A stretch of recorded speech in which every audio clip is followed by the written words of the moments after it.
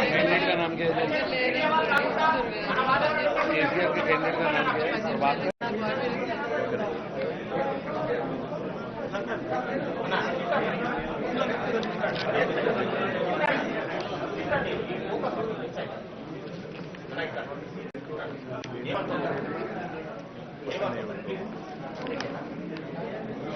దళితులకు మెన్షన్ చేయండి, దళితులకు మెన్షన్ చేయండి, వాళ్ళంతా మా సైడ్ ఉన్నారు అనేది दलित का मेंशन करना, दलित अपना साथ है बल्कि मेंशन करना है।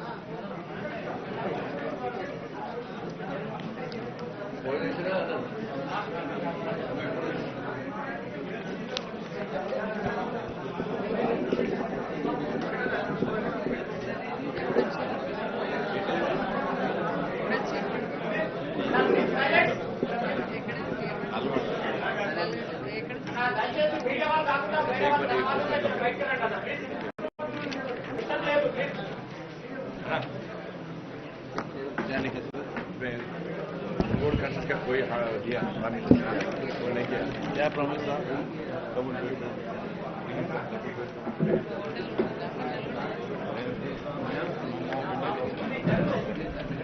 अनिल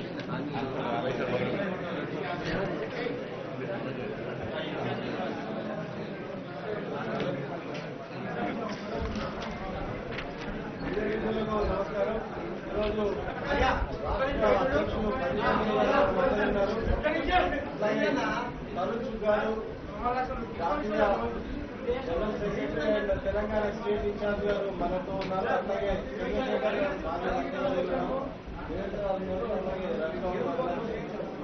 ఇవాళ ఏవైతే హామీలు ఇన్ని ఏళ్ళగా హామీలు ఇచ్చి నెరవేర్చిన హామీల మీద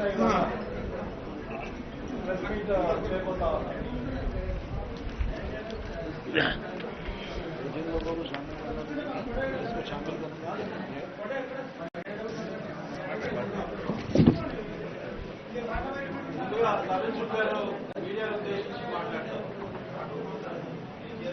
भारतीय जनता पार्टी के प्रदेश अध्यक्ष संजय बंडी जी, हमारे जिलाध्यक्ष, हमारी बहन यहां पर उपस्थित चंद्रशेखर जी, पार्टी के सभी वरिष्ठ नेतागण, चुनाव का समय है।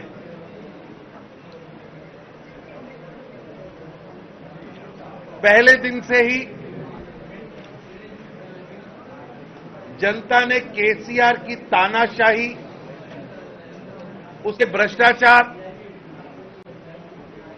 उसके परिवारवाद और उसके अहंकार के खिलाफ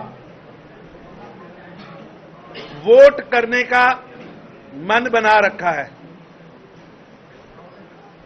मुनुगोडू की जनता पिछले 8 वर्षों का हिसाब मांग रही है कि केसीआर साहिब वो डिग्री कॉलेज कहां है,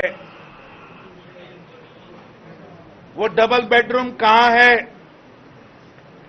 केसीआर साहिब यहां के गरीब, दलित, पिछड़े, विद्यार्थी, सरकारी नौकर सब त्राहिमाम त्राहिमाम त्राहिमाम कर रहे हैं।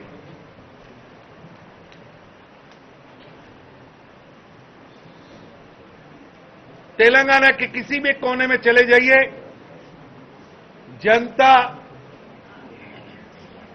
त्राहिमाम त्राहिमाम कर रही है और भगवान से प्रार्थना कर रही है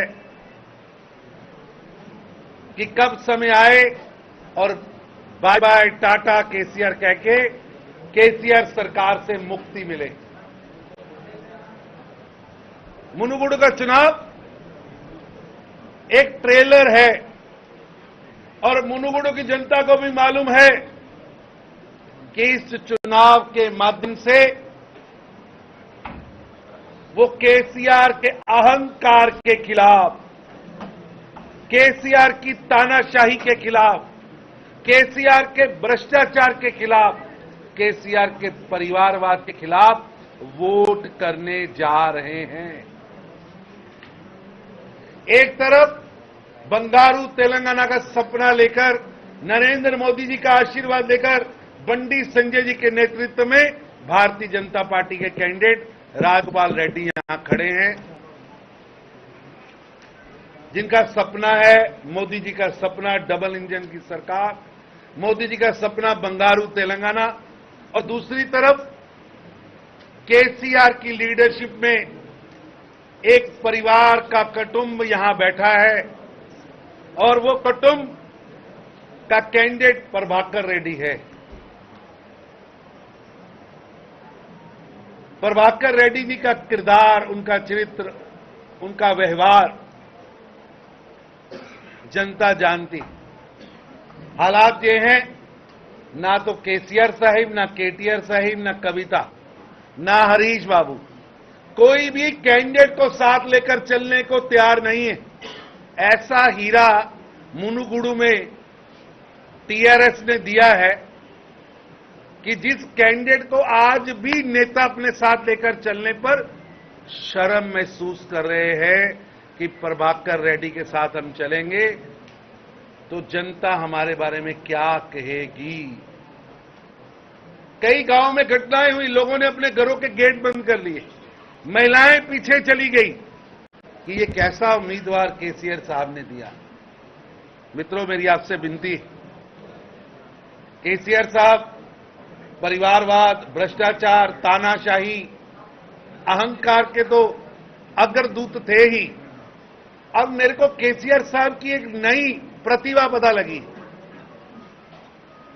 वो फिल्मी पटकथा भी लिख सकते हैं, फिल्मी स्टोरीज भी लिख सकते हैं। जिस तरह उन्होंने पिछले दिनों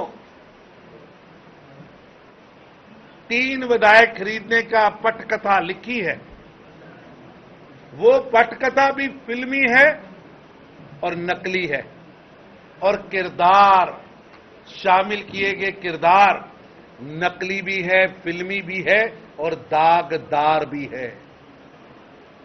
जिनके ऊपर कर्नाटका में ड्रग केस रजिस्टर्ड हो, जो लोग वहां से ही ड्रग पार्टियां करते आए हों, भ्रष्टाचार के पर्चे रजिस्टर्ड हों, जिनके ऊपर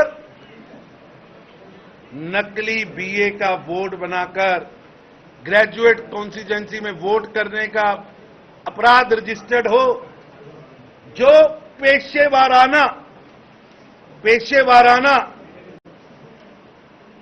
अपराध करने की आदी हो, वो चांद पर थूक रहे हैं, चांद पर थूक रहे हैं आप। केसीआर साहब, आपने पटकथा तो ठीक लिखी, फिल्मी पटकथा तो आपने लिख ली, किरदार भी लिख लिए, किरदार फिट भी कर दिए, लेकिन जनता जानती है कि दुनिया का सबसे बड़ा झूठ केसीआर साहब ने फैलाया, और आज अदालतों में, जनता की अदालत में, जनता के घरों में उसकी निंदा हो रही है। केसीआर साहब, कहीं अपनी तरफ झांक के देखिएगा। पिछले 8 वर्षों में आपने तेलंगाना की धरती पर लोकतंत्र का बार बार कत्ल किया है। 36 विधायक लगभग, जो कांग्रेस की टिकट पर जीत के आए, टीडीपी की टिकट पर जीत के आए, आज आपके साथ विधानसभा में बैठे हैं। जो कल तक आपके साथ था, वो तो आपको छोड़ रहा है। जो आपके कल तक सामने था, वो किस लालच में आपके पास आया है, जनता जानना चाहती है। ये अटैची का खेल, ये अटैची का खेल जो आपने फिल्मी पटकथा में लिखा है, क्या खेल आप खेलते रहे? 36 विधायक, और पॉलिटिक्स का अगर किसी को एबीसी भी आता हो तो वो कहेगा जिस सरकार के पास पूर्ण बहुमत है उसके 3 विधायक क्यों कोई खरीदेगा? कौन खरीद रहा है? आज तक आप तथ्य नहीं दे सके। इसलिए मुनुगोडु का चुनाव नैतिक रूप से वो हार चुके हैं। जनता उन्हें दुरकरार रही है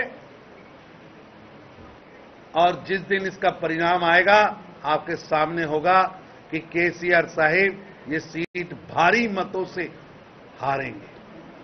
अपनी हार को देखते हुए केसीआर साहिब ने अपना सीएम और सचिवालय सभी मंत्री यहां बिठा दिए। हड़कंप मचा है, हड़कंप मचा है। डांटा जा रहा है विधायकों को, खरीदो खरीदो खरीदो, पैसे से इस चुनाव को खरीदो। मैं केसीआर साहिब को कहना चाहता हूं, सोने की लंका थी रावण की, सोने की लंका। 1 लाख बेटा 1.25 लाख नाती था, लेकिन तानाशाही थी, अहंकार था, वो सोने की लंका भी नहीं रही। 1 लाख बेटा 1.25 लाख नाती, उस रावण के घर ना दिया ना बाती, वो दिया बाती देने वाला नहीं रहा। इसलिए जिस धन के बल पर आप तेलंगाना की जनता को खरीदना चाह रहे हैं, मुनुगुडु की जनता को खरीदना चाह रहे हैं, ये धन काम नहीं आएगा। ये जनता बड़ी खुददार जनता है। ये जनता पिछले 8 वर्षों से आपकी तानाशाही, आपके अहंकार से बदला लेना चाहती है। और निश्चित रूप से जितनी जोर से आप रेत को पकड़ रहे हैं, ये सत्ता की रेत उतनी ही जोर से आपके हाथ से निकल रही है। और निश्चित निश्चित निश्चित चुनाव का परिणाम राजगोपाल रेड्डी के हक में आएगा और केसीआर साहिब और केसीआर साहिब के गुर्गे यहां से अपने अहंकार को हरा कर जाएंगे और प्रभाकर रेड्डी भारी मतों से हारेंगे। मेरे को इतना ही कहना है। कुछ आपको पूछना है तो पूछिए।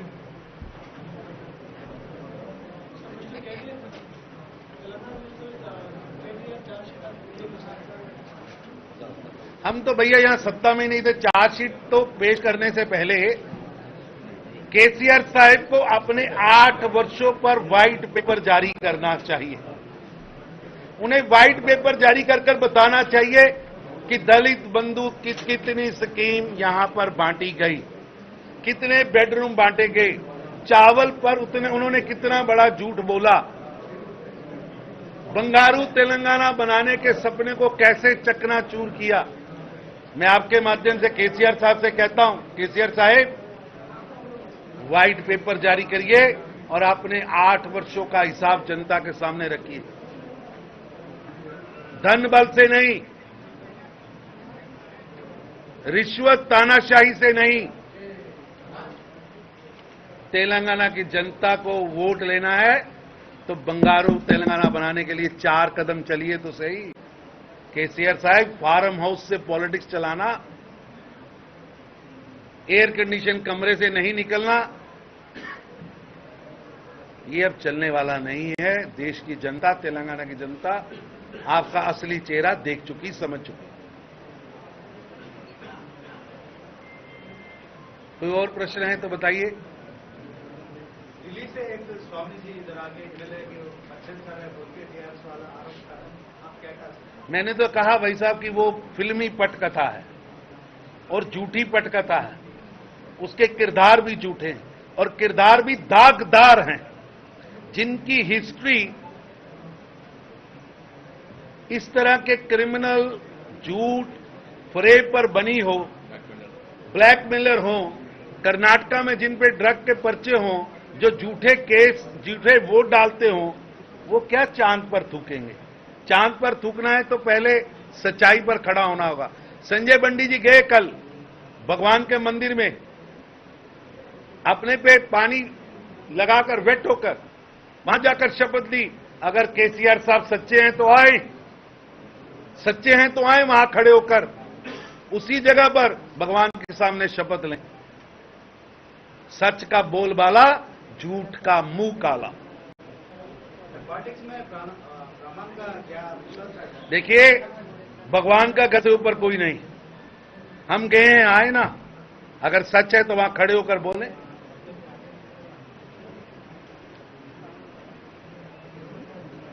झूठ की राजनीति अब नहीं चलेगी। चले, धन्यवाद आप सबका।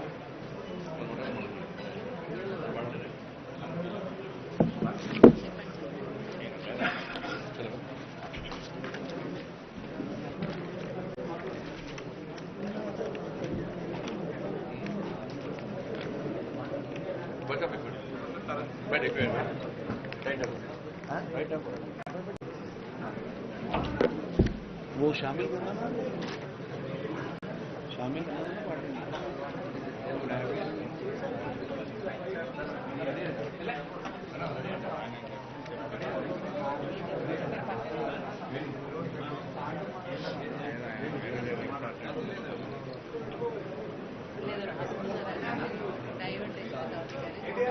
मीटिंग सही रहा, मीटिंग 5 मिनट बाद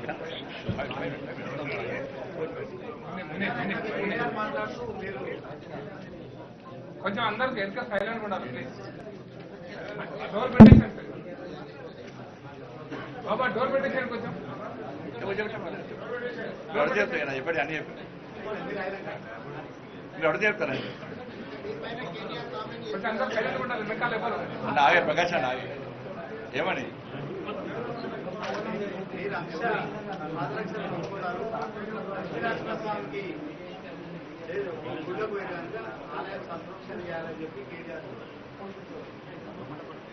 అయ్యా రోజు ఏం పని లేదు, పీపుల్ పని ఏం లేదు, బావుడు తప్ప ఏం లేదు. గురువు అంటే అర్థం తెలుసా? ఫస్ట్ నువ్వేమి అయ్యని కొడతావు తెలియదు, అందరికీ రాత్రి కూడా కొడతావు తెలియదా? బాగా డ్రగ్స్ తీసుకొని పోయి కొడతావాట. మీ అయ్య తాగుంటాడు, నువ్వు డ్రగ్స్ తీసుకుంటావు. మీ అయ్యకి సోగింటే నీకు సోగింటుంది. మీ అయ్య చేసిన పని ఏంది? ప్రొఫెసర్ జయశంకర్ సార్ అవమానించిన మూర్ఖుడు, కుండా లక్ష్మణ్ బాపు విజయని ఏమైనా చేసిన మూర్ఖుడు. మీకు గురువుల గురించి మాట్లాడలేదు, ఆమె గురువు యొక్క గొప్పతనం మీకు తెలియదు. ఫాల్తు ముచ్చట్లు మాట్లాడద్దు. అక్షరాలు నేర్పడే గురువు కాదు, అక్షరాలు నేర్పడం ఆయనతో పాటు రాజకీయ ఓనమాలు దిద్దులను కూడా హైందవ సాంప్రదాయ గురువుగా భావిస్తాం. మేము చెప్పులు దూరం అందిస్తాం, పాదరక్షలు కడుగుతాం, మేము కాళ్ళు కడిగి నెత్తిలో పోసుకోవాలంటారు మంచి వాళ్ళ పేరు. కానీ మీ అయ్యలకి, మీ పార్టీలక, గవర్నర్ల కాళ్ళు మొక్కి, మీ కాళ్ళు మొక్కించుకొని పోస్టింగ్ల కోసం, ప్రమోషన్ల కోసం ఎందుకు సంరక్షణ చేయాలి? నీ అయ్యది నీది నువ్వు 4 గంటలు సంరక్షణ చేయాలి. ఆయాసంతో నీ మొత్తం అడగాలి సార్. డ్రగ్స్ తీసుకొని నువ్వు మందు తాగి మా అయ్య లక్ష్మీ నరసింహస్వామి పేరు ఉచ్చరణకు ఫస్ట్ మీ నోరుకు సంరక్షణ చేయాలి. సిగ్గుండాల కొంచెమన్నా ఏ వ్యక్తి కూడా, అది ఒక పవర్ఫుల్ టెంపుల్. అది ఏ వ్యక్తి కూడా తప్పు చేస్తే తడి బట్టలతోని ఆ గుడి కోడు అది గుర్తుంచుకోవాలి. మన బండి సంజయ్ పోయిన తర్వాత తెలంగాణ రాష్ట్ర వ్యాప్తంగా, దేశవ్యాప్తంగా భారతీయ జనతా పార్టీ నిజాయితీలో దేశవ్యాప్తంగా ప్రజలు చూస్తున్నారు. దాన్ని గుర్తించే మళ్ళొకసారి డైవర్ట్ చేయడానికి, అరే దేవుడి నమ్మ నాస్తికుడు దేవుని గురించి మాట్లాడే అర్హత లేదు. ఫస్ట్ దేవుని గురించి, ఏ దేవుడిని నమ్మని నాస్తికుడు దేవుని గురించి మాట్లాడే అర్హత నీకు లేదు. మేము సంప్రోక్షణ చేసి స్టార్ట్ చేస్తే తెలంగాణలో నువ్వు నీ కుటుంబం పెద్ద మోసగారి కుటుంబం. డబుల్ బెడ్రూమ్ ఇస్తాను మోసం చేసినావు, ఎస్సీ బీసీలను మోసం చేసినావు, అగ్రవర్ణాల్లో ప్రజలను మోసం చేసినావు, తెలంగాణ ప్రజలకు ఇచ్చిన హామీ నెరవేర్చలే. ఈ మోసకారులు తెలంగాణ మొత్తం తిరిగిరు, అందుకే మూడిని దగ్గర పడ్డది. మీరు గద్దె దినాక తెలంగాణ మొత్తం కూడా సంప్రోక్షణ చేస్తాం. మీరు ఎక్కడెక్కడ తిరిగిరో తెలంగాణ మొత్తం సంప్రోక్షణ చేస్తాం. మోసగాళ్ళు తిరిగినటువంటి ఈ గడ్డ, ఈ పవిత్రమైన గడ్డ తెలంగాణ గడ్డ. ఈ పవిత్రమైన గడ్డను మోసపూరితమైన వాగ్దానాలు చేసి పేదలు మోసం చేసేందుకు అపవిత్రమైంది. అందుకే ఆ ప్రక్షాళన కోసమే, ఆ సంప్రోక్షణ కోసమే తెలంగాణ ప్రజలు ఎదురుస్తున్నారు. చేస్తాం తప్ప తెలంగాణ మొత్తం సంప్రోక్షణ చేస్తాం. నువ్వు ఒక్కటి మాత్రం 100 మాడతాం మేము. నోరు హద్దులో పెట్టుకోవాలి. నువ్వు నీ అయ్యా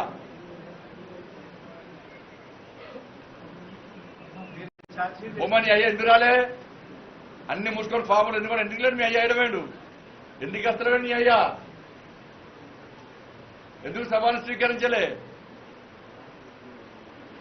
నలుగురు ఎమ్మెల్యేలను నీ ఫామ్ నీ ప్రగతి భవన్లో ఎందుకు వచ్చినావు? చిన్నపిల్లల వాళ్ళేమన్నా నువ్వు తప్పు చేయకుంటే, నీ ఎమ్మెల్యే తప్పు చేయకుంటే మీ ఎమ్మెల్యేలను ప్రగతి భవన్లో ఎందుకు దాచిపెట్టినావు 5 రోజులు 4 రోజుల నుంచి? ఎందుకు బయటకు రాణిస్తలేవు? ఎందుకు రాణిస్తలేవు? మీ సవాల్ని ఎవరు స్వీకరించకుండా మీరు మాత్రమే వెళ్ళి ప్రమాణం చేసి రావడం అంటే సవాల్ ఎవరు స్వీకరించాడే? టీఆర్ఎస్ నుంచి ఎవరు వారు స్వీకరించడానికి అందుకే విన్నా కదా, అంటే మీరు ఏమి చూపెట్టినా కదా, ప్రజలకు మెసేజ్ ఇచ్చినట్టు అందుకే ఇచ్చాం కదా మెసేజ్. ప్రమాణం చేసుకొని ప్రమాణం చేస్తేనే మెసేజ్ కదా. ఛాలెంజ్ ఎవరు స్వీకరించలేదు కదా. వాడు కూడా స్వీకరించాడు, తప్పు చేసినాడు స్వీకరించాడు, తప్పు చేయలేవాడు ప్రమాణం చేస్తాడు. ఆయన పోటీ కానీ అమిత్ షా వస్తాడు. నేను ఏమన్నా కొత్త సాధిస్తూ కానీ ఈయన నక్కకు నగలు పరగాయన పడుచుకుంటాడు అమిత్ షా.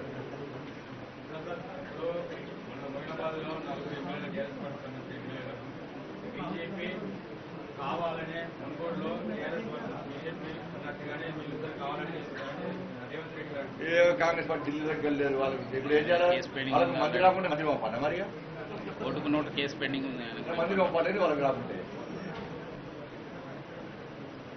ఈడ టీఆర్ఎస్ పార్టీ పైసలు ఇస్తే పోటీ చేస్తున్నారు. ఆ Jodo Yatra TRS party, TRS Congress జోడీ యాత్ర. ఆదివారం కేసీఆర్ అవుతున్నారు. బీజేపీ మేము గతంలో అమిత్ షా గారి సభప్పుడు అమిత్ షా గారి సభ సంబంధంగా పోలీసులను అడ్డుపెట్టుకొని 5 కిలోమీటర్ల వరకు ట్రాఫిక్ ఆంక్షల పేరుతోని ఇలా ప్రజలను, భారతీయ జనతా పార్టీ కార్యకర్తలను ఆపివేసిన విషయం మీరందరూ చూసి సోషల్ మీడియాలో వచ్చింది. రాజగోపాల్ రెడ్డి గారి నామినేషన్ సందర్భంగా 80% పబ్లిక్ రాకుండా చేశారు. కనీసం వ్యాల నుంచి దిగనీయలే. ట్రాఫిక్ కావాలని ట్రాఫిక్ జామ్ చేశారు. నేను తరుణ్ గారు రావడానికి 2 గంటల పట్టింది ఇక్కడ లోపల రావడానికి. కావాలని ట్రాఫిక్ జామ్ చేశారు. ప్రజలు రాకుండా చేశారు. ఫుల్ అయిపోయింది, పోకండి, జామ్ అయింది. జామ్ అంటే ఒక భయానక వాతావరణం సృష్టించారు. ఇవాళ 31 తారీఖు బహిరంగ సభను కూడా ఎట్టి వాళ్ళ ప్రజలు రాకుండా వేయాలి, కొత్త ఆంక్షలు పెట్టాలని చెప్పి టీఆర్ఎస్ పార్టీ ప్లాన్ చేసింది. మేమే తక్కువ కాదు. మేమే చేసి ఇప్పుడు ప్రతి మండల కేంద్రంలో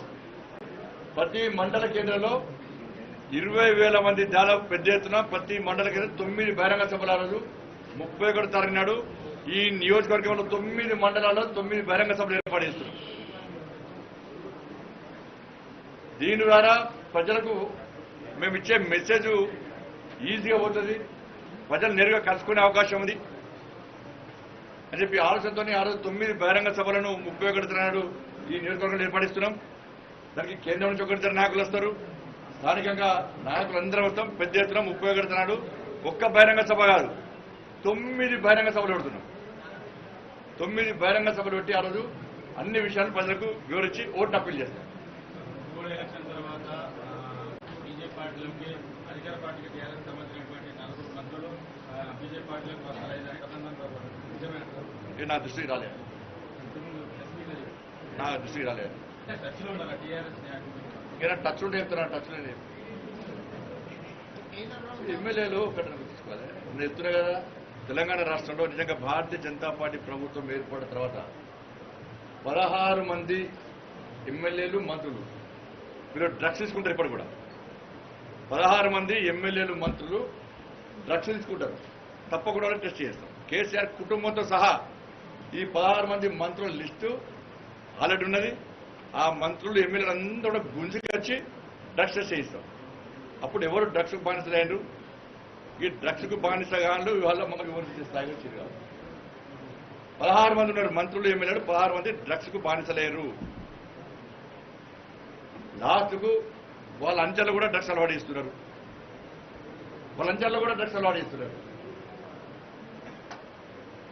ఏమైంది డ్రగ్స్ కేసు?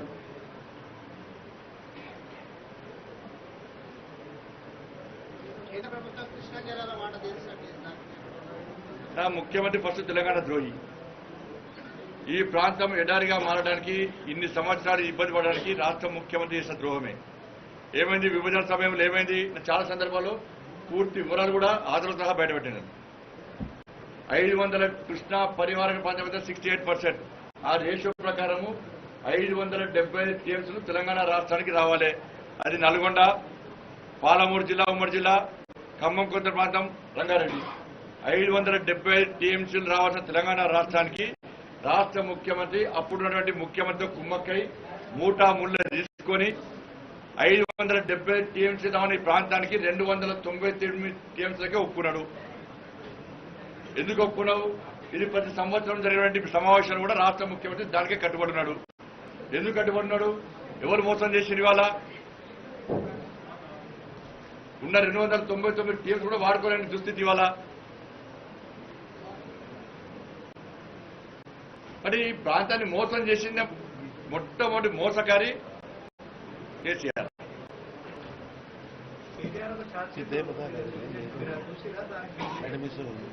వాళ్ళ మీద ఛార్జ్షీట్ ప్రజలు తయారు చేసి వాళ్ళ మీద తెలంగాణ ఛార్జ్షీట్ రెడీ పెట్టుకున్నారు. దొంగనే వచ్చి ఛార్జ్షీట్ ఇస్తాడు ఎవరు నమ్ముతాడు? ధన్యవాదాలు.